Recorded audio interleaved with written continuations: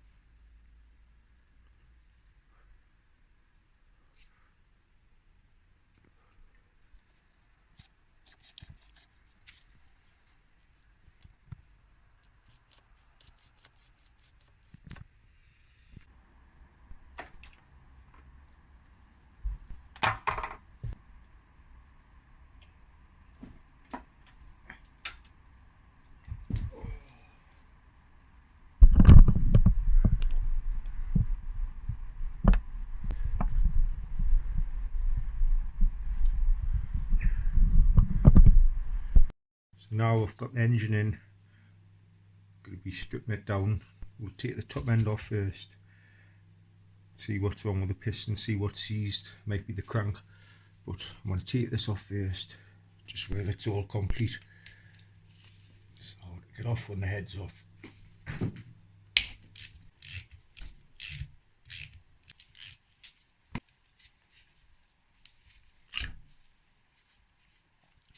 It hasn't got a thermostat in, a little oil in there.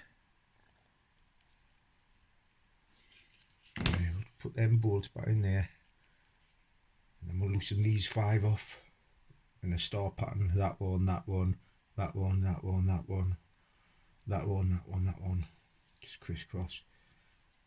And there's the thermostat gasket still in. Doesn't look like the proper one, it looks a bit fat. That sure they're thinner than that. Now we'll get that off then. 12 millis.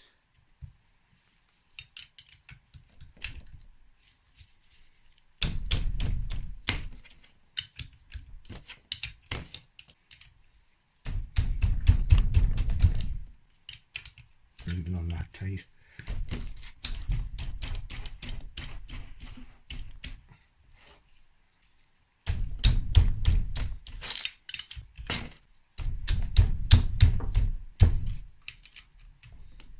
So we'll get all these 5 nuts off. I've got washers underneath, and then we'll lift the head off. That's the 5 nuts off, the dome ones. There's 5 washers. There's only 2 of the washers are the proper ones. That fat one there. These are just thin ones. Anyway, we'll lift the head off. Whew. Whew. It's the worst I've ever seen that. That go there. Whew. Right, now we'll take these off. These, it's got different bolts on. We'll get these off. And the 13s, so we'll get these off. That one nuts as well. Get that one off. Snap on this one.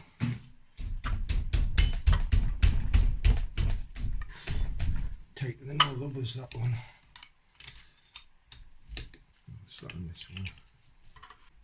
That was on tight as well. So that's the 4 bolts off now. Get the end of the camera. Now we'll get the barrel off. Just use a rubber mallet.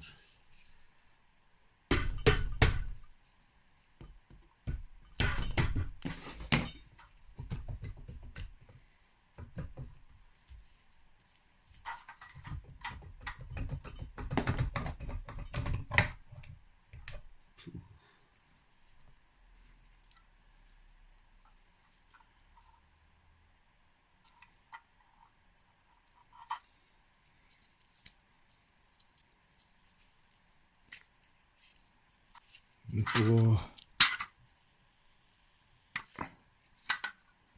bore seems to be alright. There's no deep gouges or nothing. What's that there? That's just a reflection off something.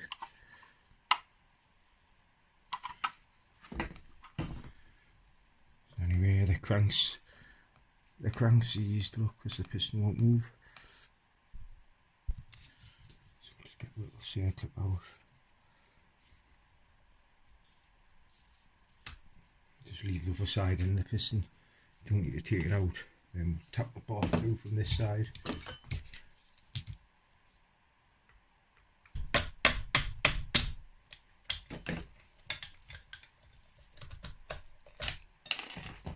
I normally wouldn't bang it like that, but the crank's broke anyway. Pooh. Look at that. Wow. Just when I pulled it off there, I seen some sort of chunk drop down there. I don't know if it's a chunk of the piston or what. I'll clean it up with a tissue soon. Wow, look at that. You just hear that? Something else has just dropped out. Probably it's the big end bearing. Oh, it's the little end bearing, look. Just noticed. So the little end bearing shattered. That'd be all in the bottom end.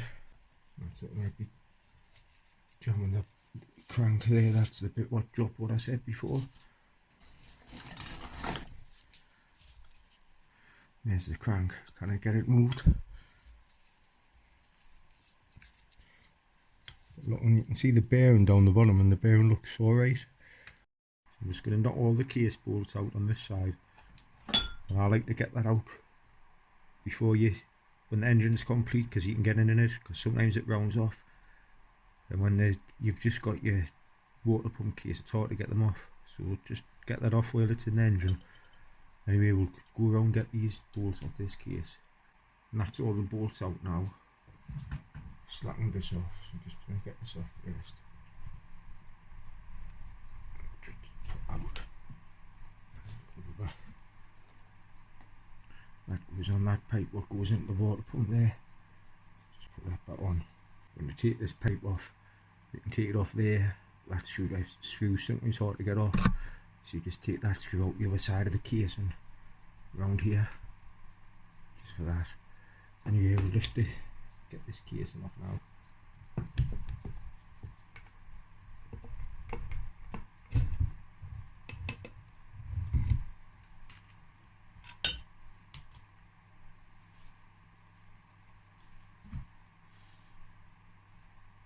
That's inside that. Clutch casing's alright. Got a proper gasket on as well. The proper genuine one what comes with them. Yamaha ones. Looks new as well. Yes, that's good. Right, I'll put that out of the way. I'll just wrap it up in cling film because it's oily. So just press that anywhere now because it's no oiler because of the cling film. Get the clutch basket off first. So just take these 8mm off in a crisscross pattern.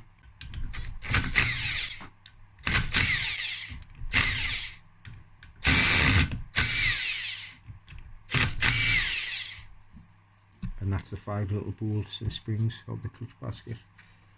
Now slide the front off. That circle on the clutch basket, there'll be a circle behind it where it's meant to line up, so just see if it's lined up properly. There's a circle there, so it's alright.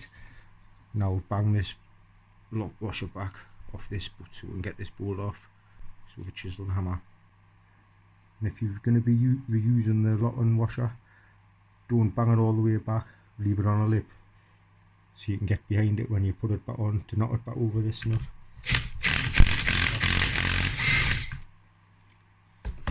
That's the nut. Slide the plates off. They fit right, they fit correct. Because that's the second one up, that's the damper ring. This black bit's got a smaller diameter, a bigger diameter I mean in the middle than all the other plates. You see how fat that black bit is? That's skinny. They're all fat. There's only one skinny plate, that one. And that damper ring goes inside it. It's the second one up.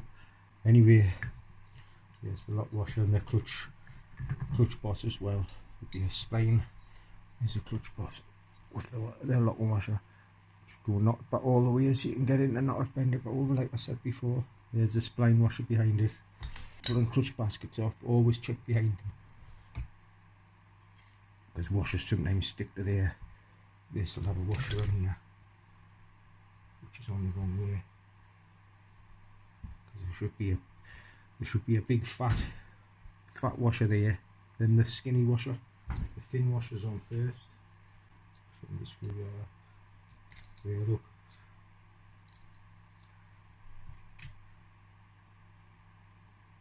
That one goes on first, then that one, the fat one. That's just thinning and it's conical. It goes in that way, onto that way. Anyway, we'll put them with them. Now we'll bang that lock and tab and washer off this nut. And then we'll put a penny in here to take these two nuts off. So now get the penny. I've knocked that tab back. I don't think this engine's ever been split because the tab is brand new. Anyway, we've put the penny in. We might even need to put it in as the crank's lock, but that's that nut off. There, and get your penny in a different size sort of. Just a bit one. And the penny goes in the top this time.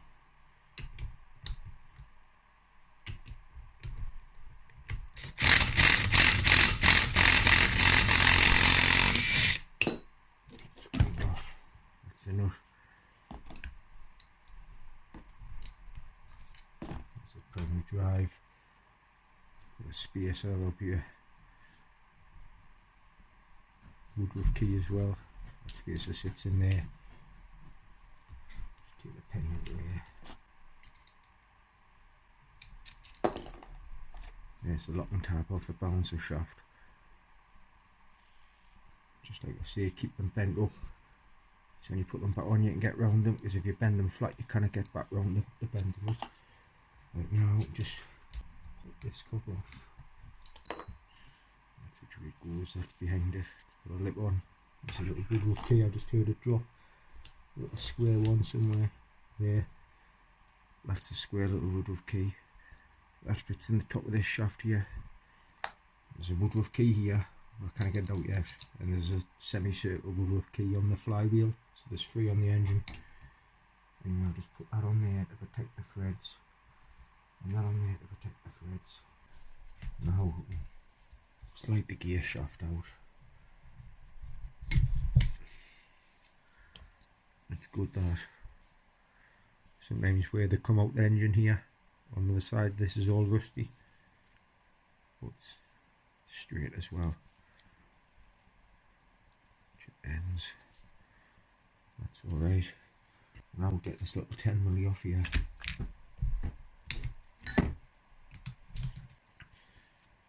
That's the gear shaft tensioner. Just make sure that's flat. Make sure that's round, it spins alright. No flat spots on it. There's a spring in the nut. Down there. Now tip the engine up. Get these two baffle plate bolts out. So you can slide this big sprocket off and take the collar out. And take the seal securing clip in as well. They weren't in tight. Just banged each one with the impact wrench. Just posi screws those round. I call them posi screws. The proper bit, like when you buy the bits, they're called jizz bits, jars or something Japanese, but I just call them posi screws. But Japanese industrial standard bit or something like that. That's a bit you need for these. But if somebody else has been in, they'll always round it off. So that's a baffle plate. That's the bolts. You always rounded these or snapped. If you watch my last video on whatever bike I've just done, DTR, this bolt was snapped, and you have had tons of them snapped on engines. Not with these missing, but this is to keep oil in there. Goes on there, so to keep an oil on this cog all the time. If this baffle plate's on, the oil's, if this baffle plate's missing, the oil's just going to run down the back of there and not lie in there. As when that's on, it's lying in a ditch, lubricating this cog all the time. Maybe get this off, pull this off. That's that side, goes on that way. Here's the woodruff key. It's longer than the other little square one will come out the balancer shaft. Get the crank collar out, just pull it out. This big bush collar, whatever you want to call it, it's just the same both sides.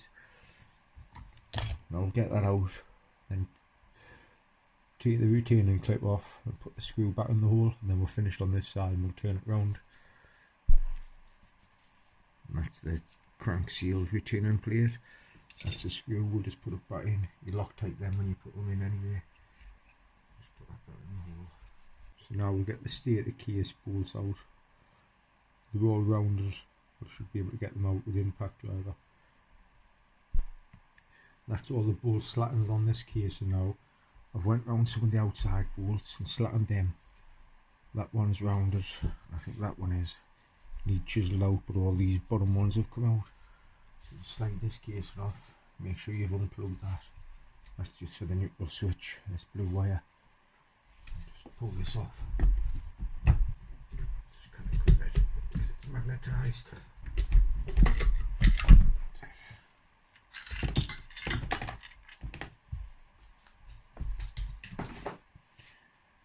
That's the stator.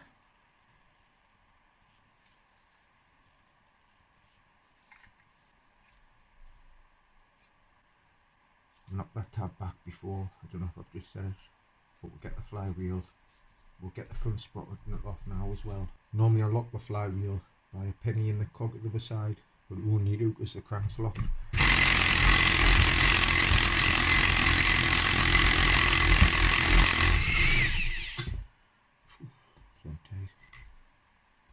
That's the nut.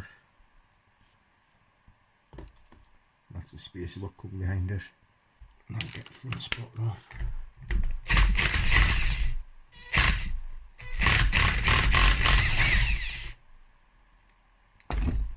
That's the nut. It's beveled in that side, it's got a ditch, I'll show you why. There's the retaining clip, I'll be getting a new one of them. There's the front sprocket. That part of the nut fits over these teeth when you put it back on. That's why it's got that groove in there. When you put the front sprocket on, those teeth on there stick up a bit. Then this nut slots over the teeth sticking up. Now we're going to get the flywheel off. Just screw this in.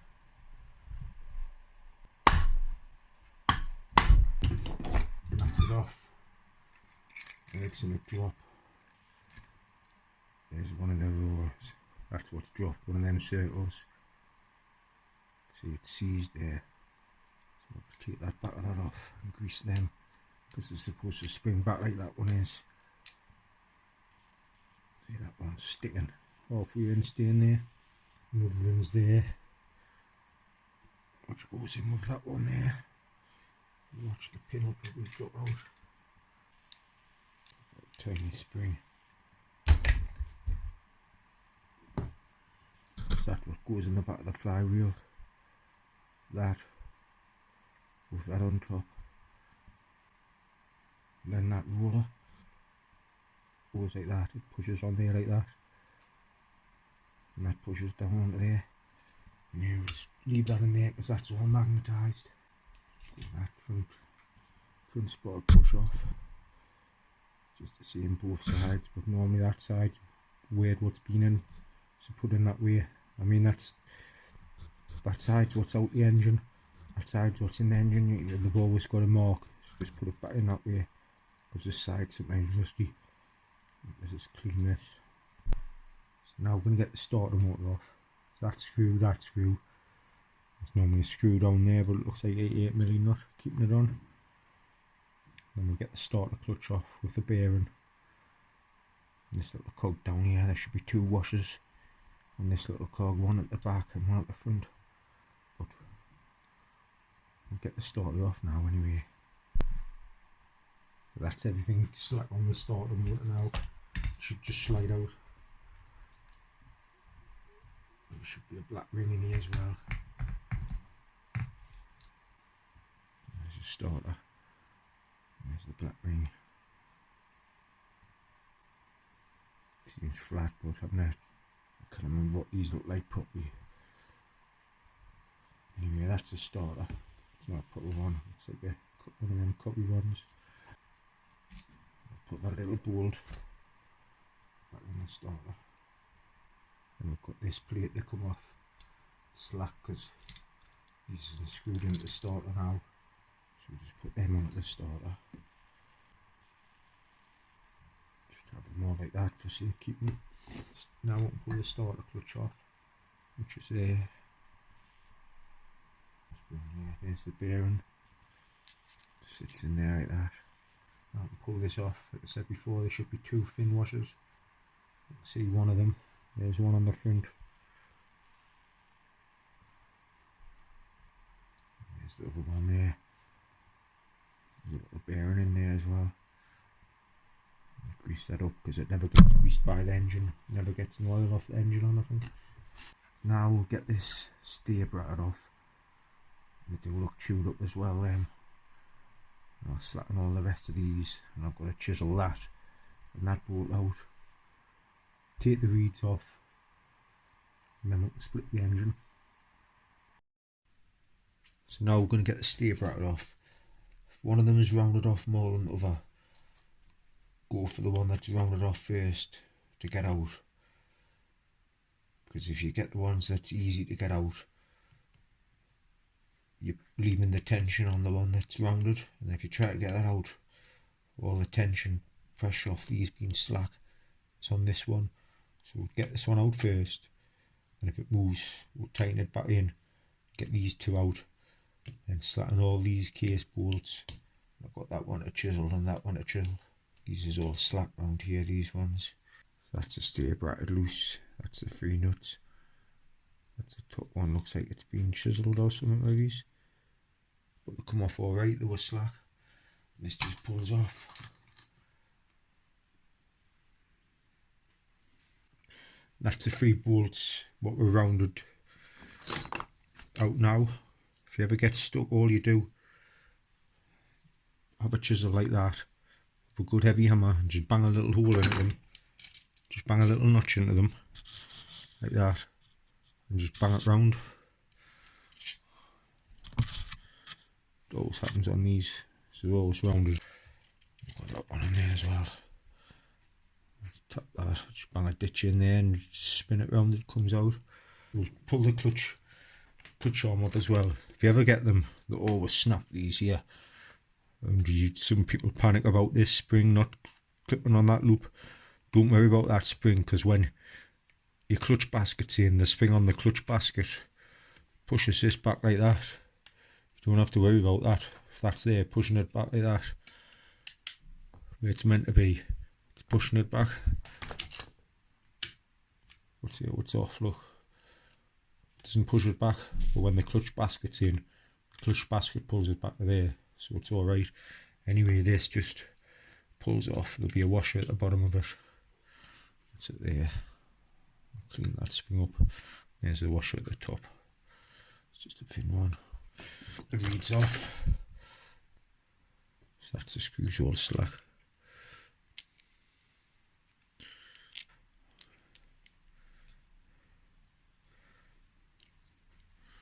Got 2 gaskets in, one there, one there. Only meant to have one on. Yeah, that's the reeds. Now we're going to get the case split tool on. This came out before to push rod.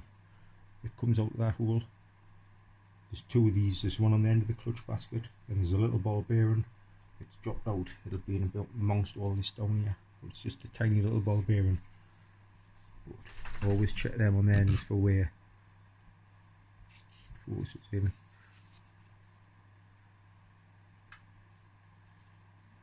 Tiny little bit wear there off the ball bearing on that one.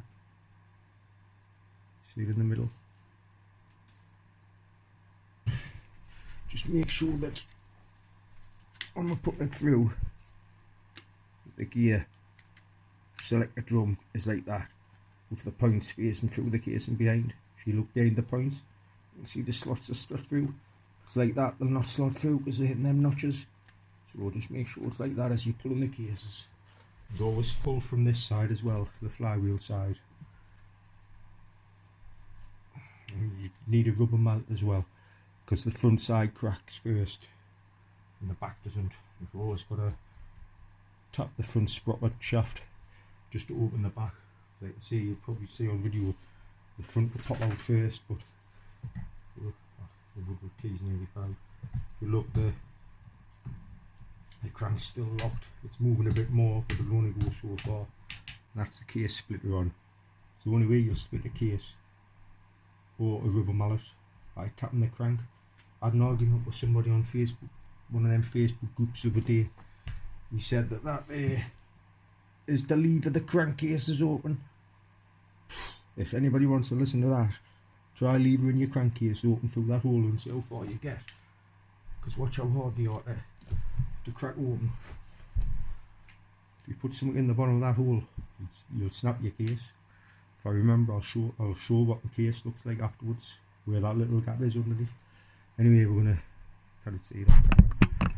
We're gonna tighten this in to extract this casing off. And we'll have a look at the crank area, see what's locked, because the crank's still locked there, it won't move. Just start turning, you hear it crack, that's the front end cracking. And that's it there, it's just pop.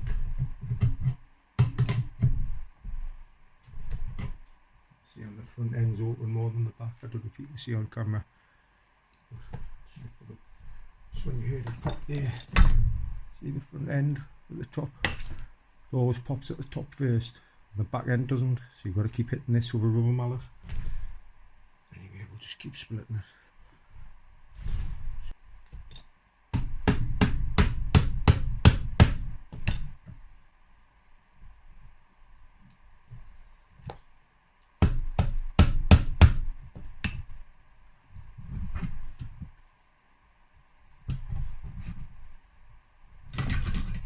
That's the case split.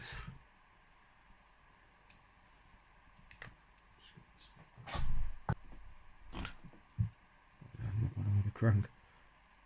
Look at the bottom of the crankcase. It's a big deep chunk that. I'll show it better when the gearbox is out. There's the gearbox. It's a balancer shaft. It's where the woodruff key goes, the little square one. Just pull all out. Just line that back up. So it's like that. And that's it, it's just pushed through.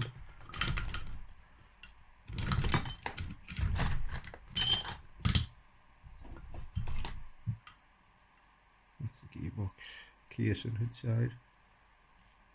There's a close up there.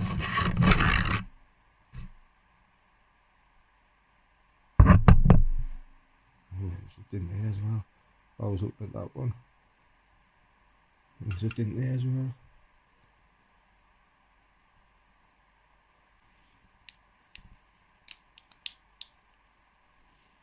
Gearbox looks alright. I checked all the gears anyway in the bike, and it went up and down the gears. Just when I was putting it into gear and pushing it, it was locking up. But the gearbox is alright. No damage on there. So we push the crank through that side. I could hammer it through, but the hard hammer, it will tighten that up, and it'll push the crank through out the main bearing. And see if the crank's still seized up or not.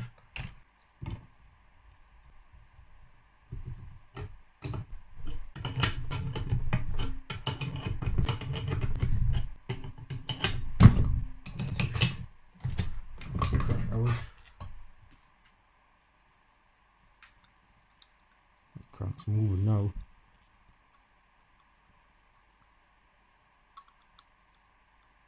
A bit movement, they've all got movement that side, that way to that way, but up and down. Tyre's got a little tiny bit play. We'll check inside the casing now on the crank area. Metal there. Chunk there, but a little bit of metal. I'll clean all this out anyway, but just noticed the main bearings come out on the crank, so we'll have a look in the main bearing, see if there's any bits of the little end bearing in it.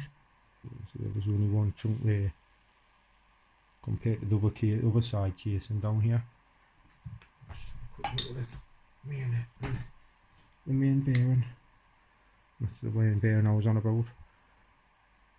That's alright. Just check the other one. That's got nothing in either. It's moving. Coils as well. I'll be rebuilding all these bearings in there. I've got a DTI in there, what I'm doing with coil bearings all around. All these ones, the gearbox bearings and Yamaha gaskets. I might just put all them onto this engine. Get the crank done, get a piston, get the barrel checked for a second opinion, and then rebuild it back up. Anyway, that's what was on with the Gilera. The little end bearing had shattered. I don't know what was locking the conrod, what was locking the crank, making the crank not move. I say maybe there was a bit bearing off the little end bearing would come out of there, in here, stopping it when it was in the engine. Well, it's moving freely there, but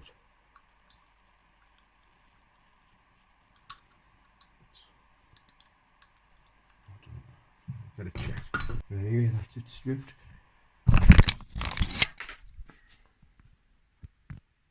Didn't take long, it's an easy job. Right, thanks for watching.